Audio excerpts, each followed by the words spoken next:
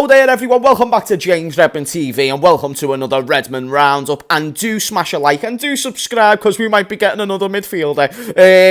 This is great when you get the more reliable journalists collectively coming together and saying Liverpool are in for this player, and it's been a while, it's been so long since we've had that case scenario where like Paul Joyce, David Ornstein, Fabrizio Romano were all coming out at once saying we're in talks with this player, and when all those guys are collectively saying it, that's when there's water underneath it, there's weight behind it, therefore I can talk about it. Bear in mind, regular upload schedule will continue, all probably tomorrow, no later than the next day. I've just been a little bit busy with a few things the past couple of days, but breaking news, Liverpool have contacted Bayern Munich over Gravenberch.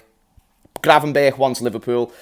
He's even decided already that he will fend off other suitors to come in for him. Now, I think a big influence behind this, the fact that he's happy for us to be the number one club out of all the clubs that are in for him. Bear in mind, Manchester United are one of them. They seem to be more pushing for Amrabat now, so maybe this is now more of an open avenue to go and get Gravenberch. But here's the incentive for Gravenberch. He sees Verge, he sees Gakpo, and he sees a team that is certainly much more younger. It got to a point where the team was a bit too favoured in a way that we had older players and that Jurgen didn't want the older players to go. Whereas now, through forceful sales like Fabinho and Henderson, we are forced to go out and get new names, and Gravenberch is certainly one of those. And if you told me 12 months ago we'll sign Gravenberch from Ajax, I'd have taken that purchase because it's somebody who was one of the top prospects in Europe, and even if he hasn't played much for Bayern, that hasn't changed a hell of a lot. I think he's still one of the top prospects in that position in terms of how he's regarded. Is it the player that I'd have took? I mean, he's not the number one, but we never got number 1, 2, 3, all the way down to 10, so who cares if he weren't number one? If this is somebody that the club see as tactically beneficial to the team, and he enhances the team, and he can play a part in it tactically, then great, then I'll back the signing. If you believe Endo and Gravenberch and Szoboszlai and McAllister are the dudes to actually help us and carry this team forward, I'm okay with that. I don't care if it's a specialist 6, unspecialist 6. But let's break down what Gravenberch is. Box-to-box midfielder, preferably.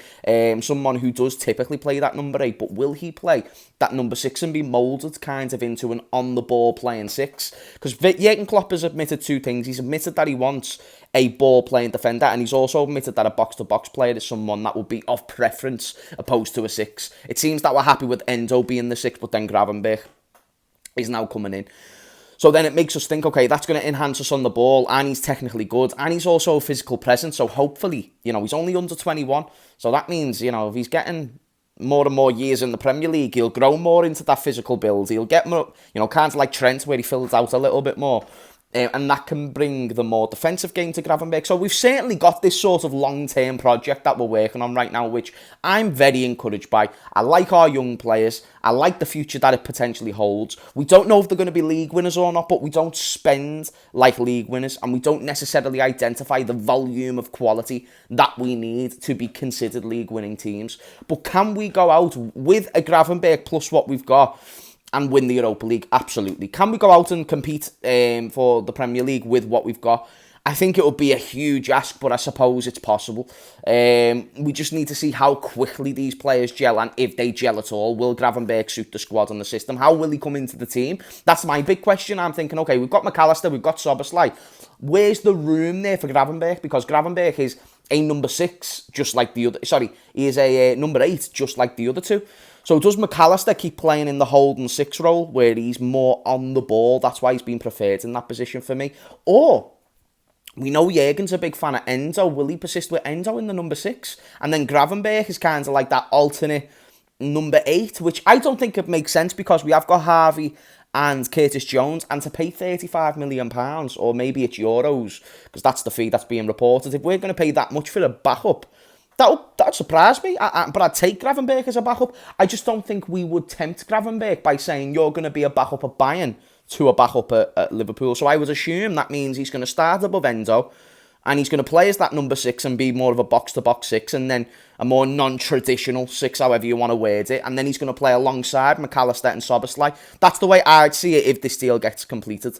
Otherwise, I'm not too sure. So it seems there's not going to be too much struggles on the fee. And it seems that the player wants us. The only people who can fuck this up is Liverpool. So if we don't end up signing Gravenberch, you know who to blame. But the journalists are all coming together in their numbers and saying Liverpool are going to go out and finally get some business done, which is fan-fucking-tastic because I've been waiting for some business. So not a here we go yet, but a here we go soon, potentially. It's definitely one to keep an eye out on. And if I am back with my normal schedule tomorrow, you can expect a stream in the morning and at night time, giving you all the juicy fucking news.